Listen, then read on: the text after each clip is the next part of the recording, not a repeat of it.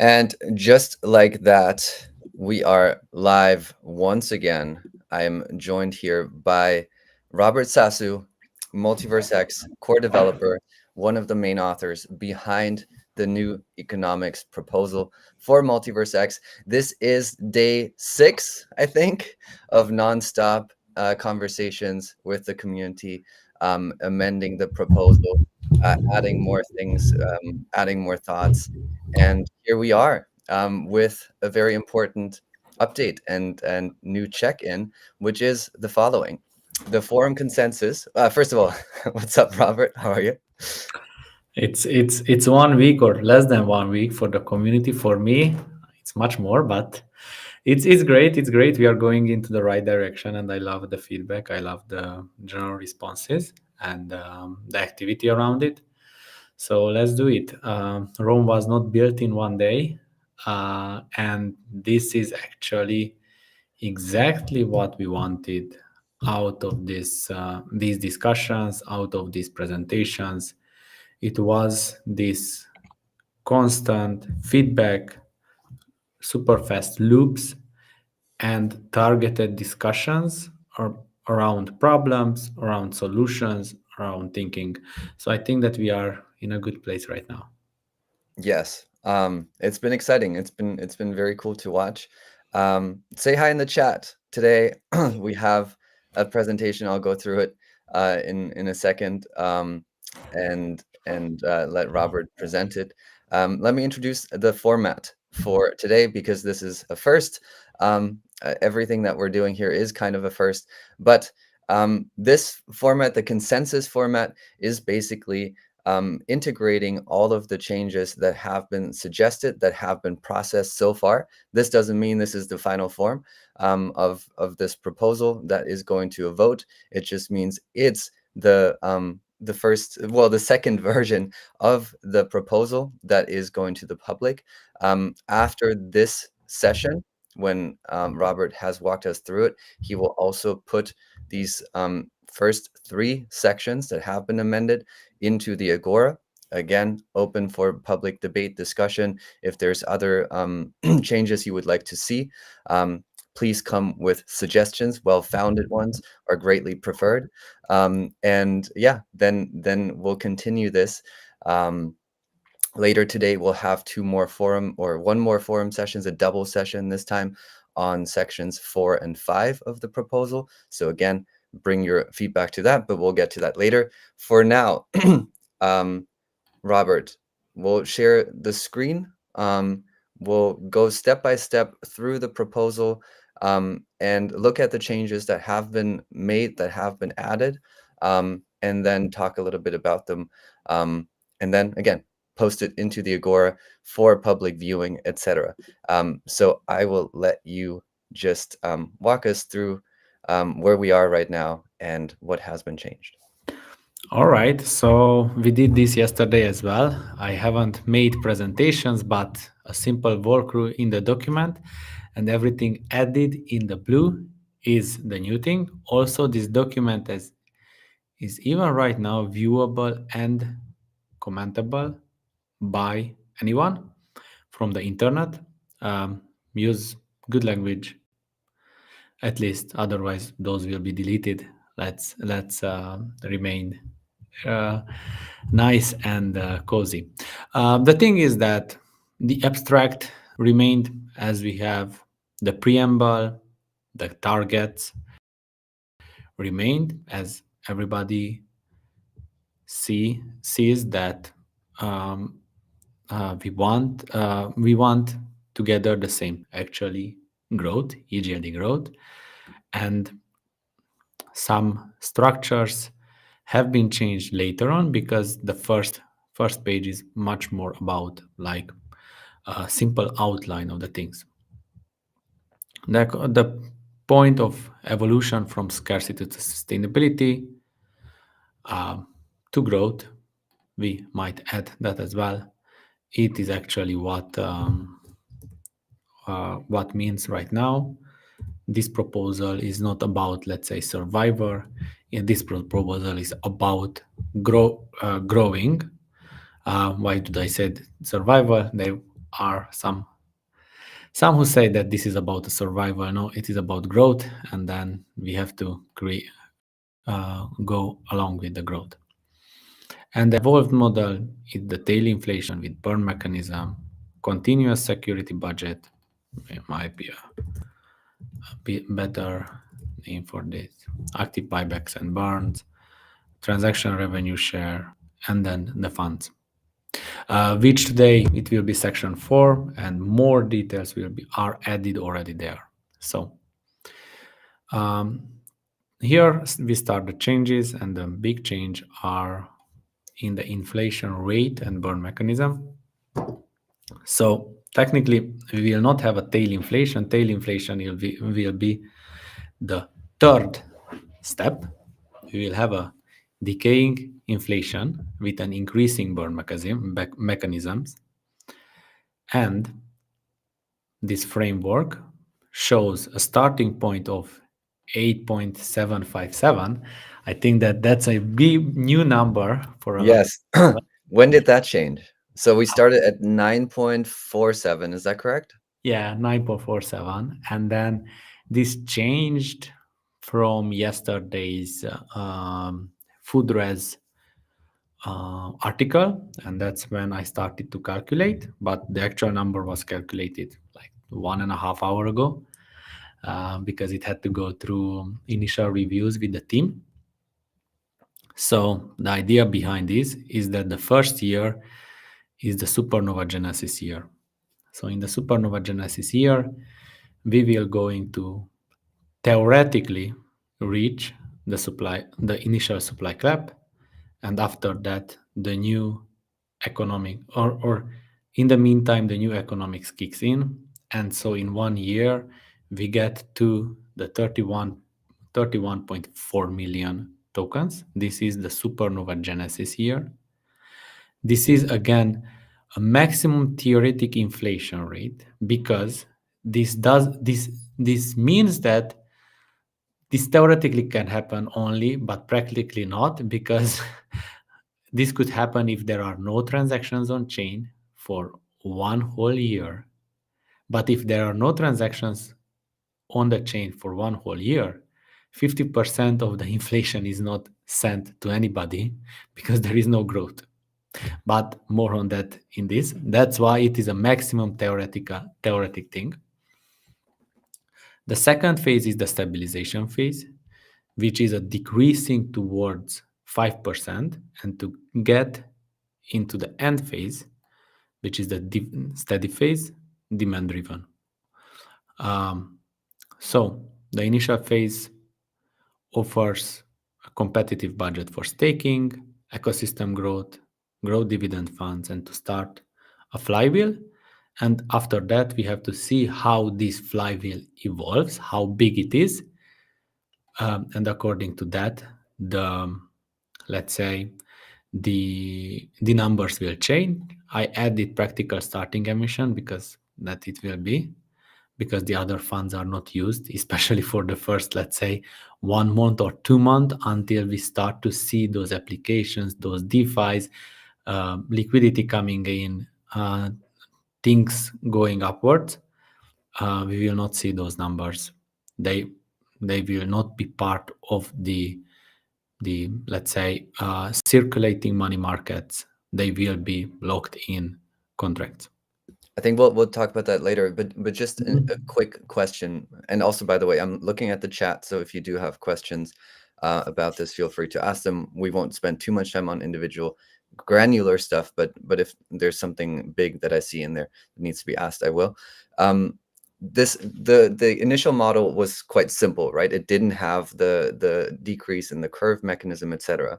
Now, as this model evolves, it also seems to become quite a bit more complicated and complex. Is that something like how do you think about it? How do you balance this sort of necessary complications with keeping it as simple and straightforward as possible?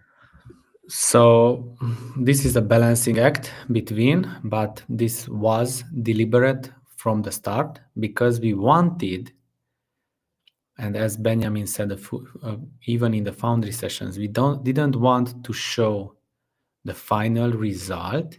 We wanted to work together with the community to find the final answers to the problem. So even if initially it was thought that, and it was a risky move, that we put tail inflation 9.47 and we didn't mention anything about what is happening in year 2.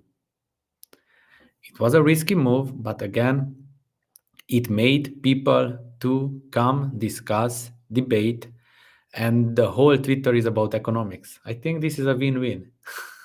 So now everybody, let's say, who was a hater around that number can come back and discuss these numbers and see whether they like it or not. And for that, you have those sessions, and those sessions to be discussed around the numbers. And again, after that, it will be the full governance next week. So we had intuitions about how to curve the inflation rate. We had a initial number to be put out there. That number was to offer simple staking with the current numbers of around close to 10% of simple staking rewards. That was the initial thought. But we knew that we just put out the number to see how this is going to evolve, because an economic system has to evolve and it has to be dynamic. And the good thing about this, that everything we discuss here, it is programmatically driven. We will show you later that how that can happen. And so it is not like interventionary. The emission rate, the staking rates, everything is programmatic. And even we will try to be programmatic together with the DAOs in order for how the money will be, let's say, or the tokens, how will go out from the DAO funds. You can get me to the share back if you mind. Thank you. So, and for yesterday, we had this kind of good input that it can be taught about staking and accelerator. The accelerator containing the 3 different buckets from which they can go, and that the accelerator funds are locked and used only when the KPIs for each separate bucket of the separate buckets are met. Some kind of English and live changes in this. This is great. And then, but I will come back to this in the next phase. So KPI selection and aggregation for demand-driven adjustments, because economics has to be demand-driven.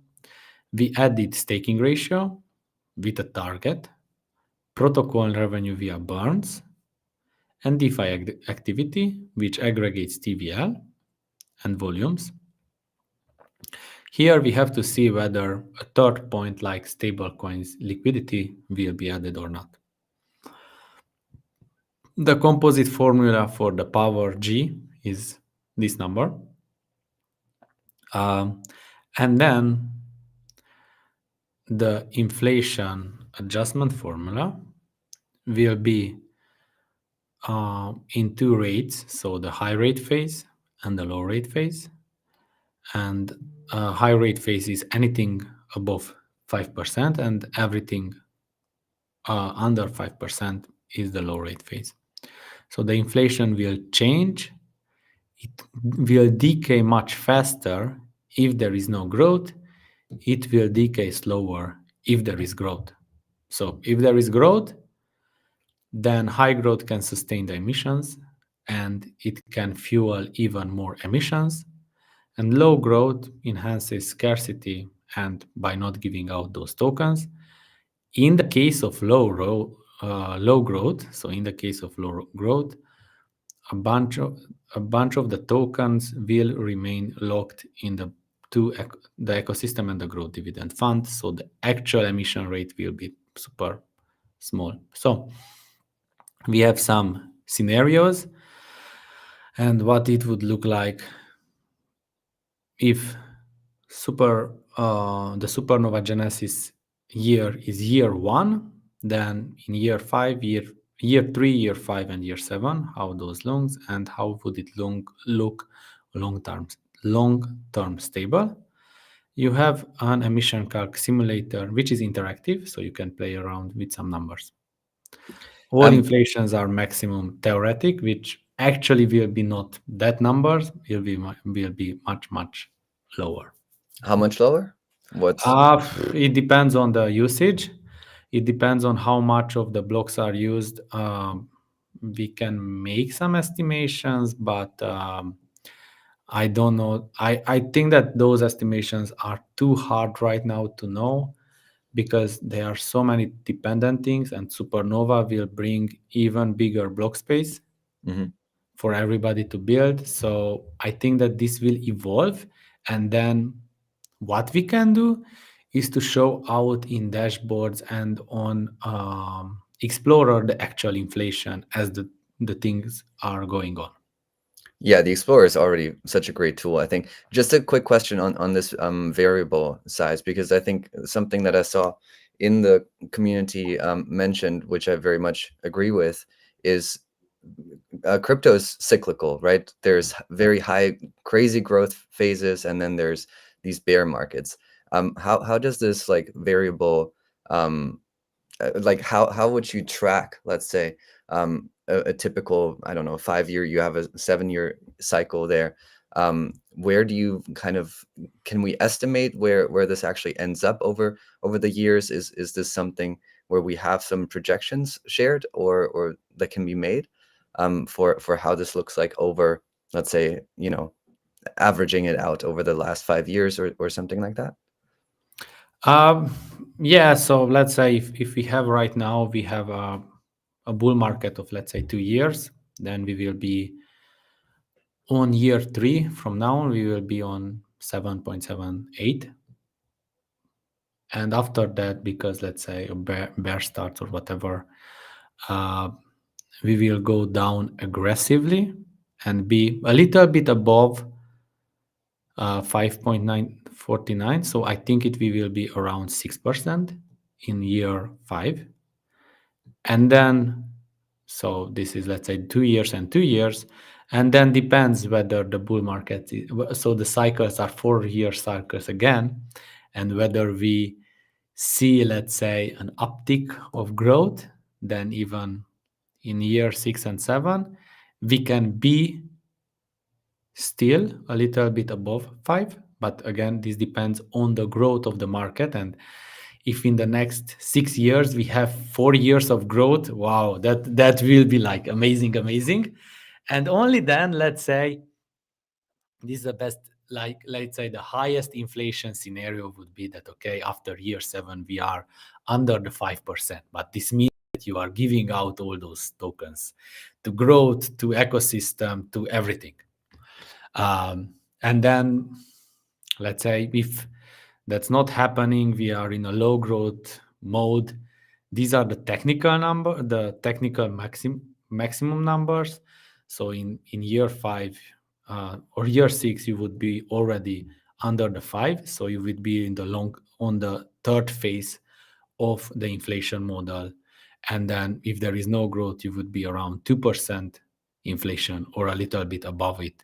But again, if you calculate that, okay, in case of low growth, those funds remain blocked for the two DAOs, then you can make minus 40%, or let's say minus 30%. Let's say 10% is used, 30% is not used, you make minus 30% of out of these numbers. In case of you make 30% off from a 3.17%, that's another 1% minus. So here you are already at 2%. And in this case, you are 1.8%.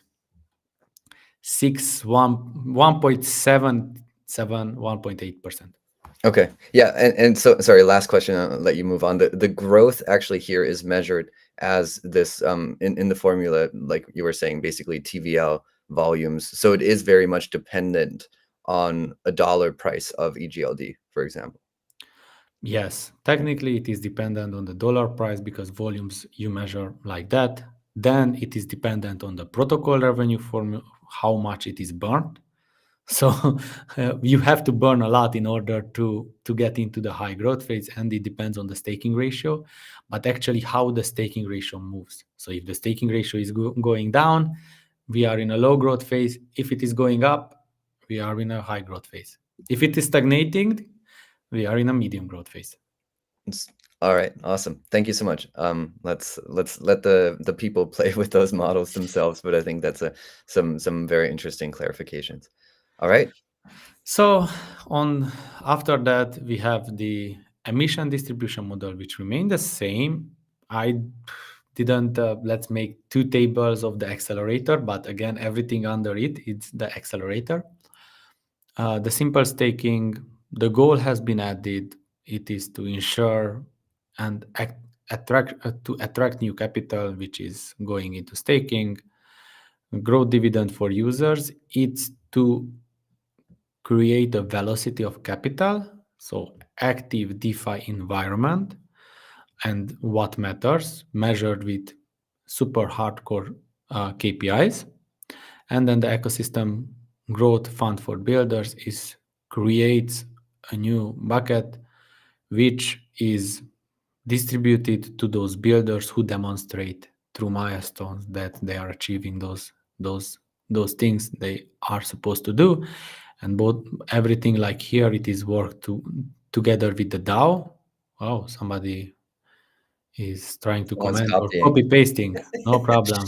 Is this you? Maybe or Lucian? Anyway, I see the three people here, so Not me. that's why. My And then hands are out. it's Lucian. It's his color right now. So you have a little bit of green there. Everybody wants to see big greens. Exactly. And then the protocol sustainability is about world-class competitiveness and to develop all the new stuff. Most probably to so most probably we have to finish ZK implementations. We have to integrate privacy. We have to integrate quantum resistance. Just to name out a few things, then you have the parallel processing at the shard level, which is theorized and worked on. So a lot of more things can come. Work's not finished. I think one thing you're skipping over here is important, which is that this bucket is not combined with the others, as in like Yeah, this, yeah. This this bucket is 10%. not used to be put into staking and into growth dividend or in ecosystem growth. So this bucket cannot get, let's say, staking rewards. So the staking rewards remain for the others. Again, we have an evolution, rebalancing, and governance every single year. So when we start this, after that, every year, let's say 1 month before the year ends, we calculate and do all the KPIs, audit it, record it on chain. Everybody can look it up, can challenge it, can discuss around it, and using those KPIs and the newest available data, a rebalancing game can happen, meaning that the percentages of the distribution percentages can be changed. So it will be a good exercise for the community to get together and to do this kind of discussions. And I think it will be fun because it brings us together. And it is quite normal that um, every year these kinds of things have to be reevaluated and to see whether what was used, how it was used, what was good, what was bad, how to grow more. That's the whole point. See if the budget still fits. By the way, this recording on chain, what is the process there? I'm very curious about, like, is it an inscription or how does that work? I think that we can write it through inscription or we can write it directly to the governance contract, the KPIs we had directly on the meta chain. And then people can vote on that. Yes, no, challenge that those KPIs are wrong. And they can propose other type of KPIs which they measured, and then at one point we have to select. We have pools. We might select with pools or something like that. But again, for the KPIs and stuff like that, there are so many good external companies, even Chainlink and Oracles, who are doing that in such a good way that I don't think that I don't see that as an issue. I see just 10 engineering solutions for it. Nice. So the next one, the updated fee market. Everybody loved the updated free market. We had a lot of discussions with validators, wanted to understand what it means. Developers wanted to understand what it means, and investors wanted to address what it means. So we just responded to and clarified the things. So we start with 90% for the builders for the Supernova Genesis year. And then even that, so if one transaction calls multiple underlying transactions, then the distribution happens on how much gas each of those transactions uses. So if you build a good contract and it is used, even if it is called from another front end, you are getting the rewards. Don't worry about it. I'll just If add you here that this was brought up as a challenge that I believe a different ecosystem did something like this, and there was basically a simple workaround of having a wrapper a simple workaround of that attack where has others could reap the rewards of the underlying smart contracts, but no, here it is not possible. And then 10% remains for the burn. We said that every year the base structure changes and we get 5% less for builders and 5% more for burn. Still, the developers are getting the most out of any chain in this regards. They can build up their own buckets and use it as the time goes on. And then this split of fees can be reevaluated by governance again. At the same time, we reevaluate the distribution. I'll also add one piece of context there with the 90%.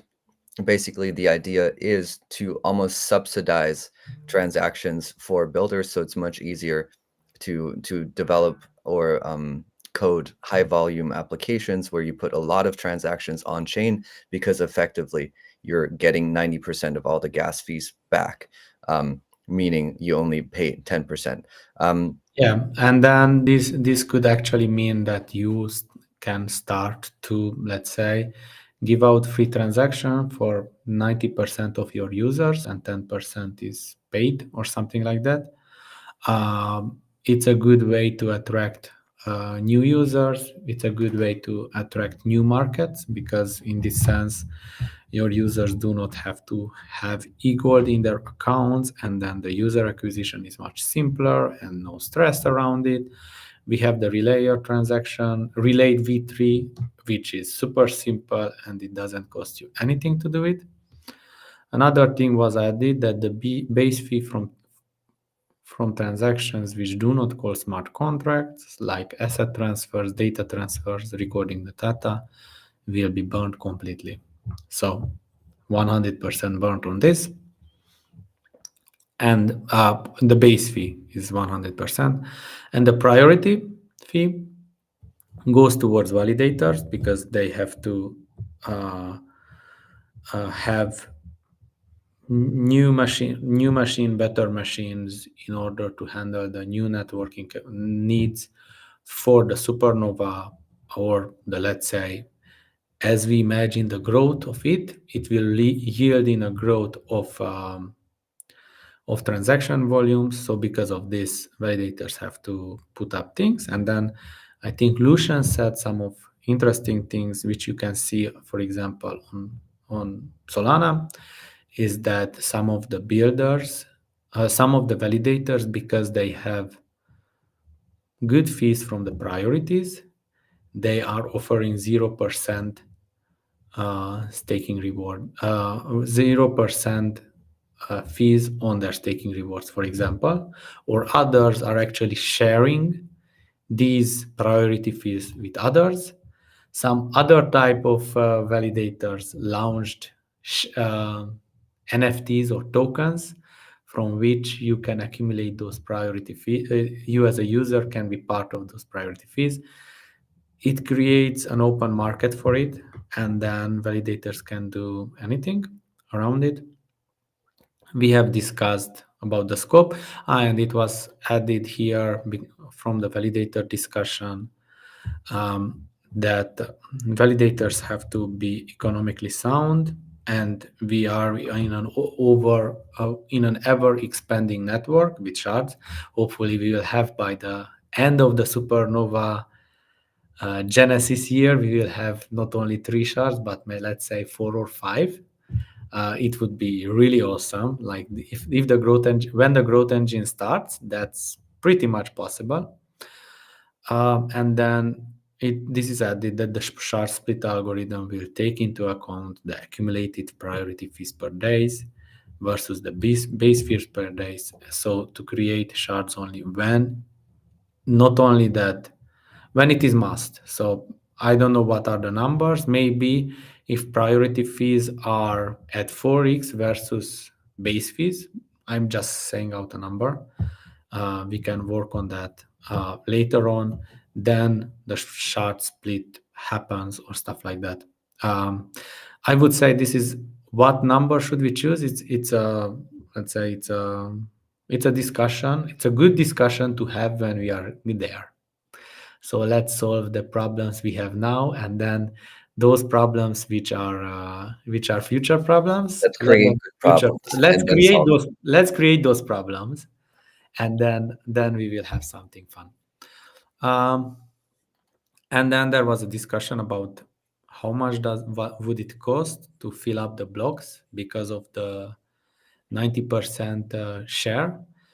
And if you have, let's say, a simple smart contract with one letter on, not a simple transaction with one letter and one character, and then you call a smart contract which uses 1 billion gas per second on supernova constantly, then you will pay 864 e-gold per day per one shard, and out of that 86 will be burned. So at the current market, that's around 1,000, over $1,000, $1,200, and then it's just the cost is high enough to deter the attacks. Maybe for one day you can do it, but why would you burn that amount of money every day? Is just Yeah, it doesn't. let me summarize The the concern there. 10% burn makes it improbable for somebody just to fill up the blocks just out of their whim. So as I understood it, and you can correct me if I'm wrong, the concern that some developers, builders had was that essentially validators could try to monopolize the priority fee market by spamming the chain, because spamming the chain is relatively cheap because you get 90% back of your own gas fees, and then drive the usage to a gas limit, or sorry, block limit, where essentially you're capturing priority fees. Now, what this math I think shows is that even if you're trying to collaborate to keep the usage artificially high, and have spam transactions there, it is not economically viable to do so, because simply it costs too much, and you cannot count on these rewards. I think this is hopefully I summarized that. You can count on the rewards, but because there is a 10% burn, you Right. are just burning your own money out of nothingness. So Yeah, it's you're not getting a return on investment, or at least yes, and you don't know whether you will create 86 e-gold per day on priority fees, because the priority fees is given directly to the leader, directly to the validators who produce the block. So to the leader, I have to add here some bit to the validators, like specifically it will be the leader. Mhm. And then because you don't know when you are the leader, you are not leader continuously. Others are leaders as well because of our how our algorithm works. You are. It is a safe thing to do, and then there are right now I don't see attack vectors around this. But And if you have then math that doesn't confirm this, please do yeah, yeah, send it. yeah. Please So I do. want math on Excel. If somebody says that there is a way to attack, let's do it. One fun thing about is like somebody, I think this week asked me about why not quadratic voting, and then we, I remember when we launched governance first, like 1.5 years ago, and we launched it with quadratic, and we had to post that contract because quadratic had an attack vector which was actually demonstrated not on chain but in some math formulas on Agora. So somebody came, okay, but boys or protocol developers, quadratic is a good idea, but look how I can with, I don't know, he said that with 100k, yeah, 100,000 e-gold, he would have more power than 50% of all others. So one account could do that. Again, come with a math and happy to verify after that. The last thing for yesterday was the protocol revenue reinvestment strategy. Everybody, let's say, agrees around this, and that we added that the buybacks, if so, for applications which are deployed from foundation or created, the buybacks and capture revenue of an other asset, the buyback is done programmatically via smart contracts. I think that Soxno has an open source solution for this, so we just have to copy paste that. I did see that in the I chat. just saw it on the one of the chats, I Yeah, think that yesterday was on the Discord Discord. chat. So thanks for the builders doing the work here and letting and open sourcing it. Yeah, this is as far as we got, correct? Yes, this is as far as we got because the next two sections have a lot of changes, but those changes will be discussed today and shared tomorrow. Awesome. Great. I mean, I'm looking at the chat. I'm not seeing any questions, so that's good. Thanks for the walkthrough. When can we expect this on Agora? I think you just made some changes, so maybe there needs to be another quick pass No, through to I make sure. just added leader somewhere and something like that. I will copy paste it in Agora in a few moments, but Agora has like a markdown structure, so it is not so easy. That's why I have to, let's say, print screen the print screen the tables, and then it will make sense. Awesome. And so that will be on Agora shortly.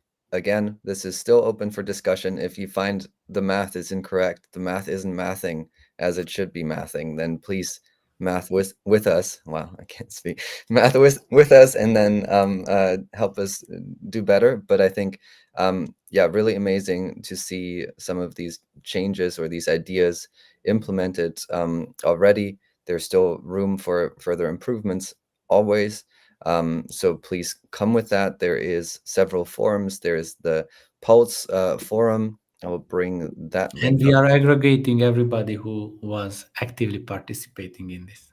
Oh, are we? Right. Oh, Yeah, very we're interesting. trying. um, so there you go. Maybe some extra motivation to get involved. Yes. So thank you, Robert. In the next 30 minutes or so, this should be on Agora. Robert will let you all know when that is. Follow his account on the X Twitter platform. And then today at 4 p.m. UTC, we will be back, not here, but on Discord, having a stage. It's also going to be streamed. This will be the place to discuss the following two sections, and that should be quite interesting. Please, if you have any feedback in advance already, there are the forums for proposals, for amendments in the forum itself. Please come prepared. please come with concise, good suggestions and amendments and proposals. Come with some context and help us make this even better. So yeah, for now, I think we'll say fairly well until next time. Um, Until next time. Thank you so much, Robert. The forging very much continues, and we shall see you in 4 or 5 hours or something. Hard to keep Four, track of four, four. time these days. We will see you very soon. Thanks so much for participating. If you have any questions, don't hesitate to ask. Use all the resources that are available, and we shall see you so soon. Cheers, guys. Thank you, Robert. Cheers. Thank you, everyone.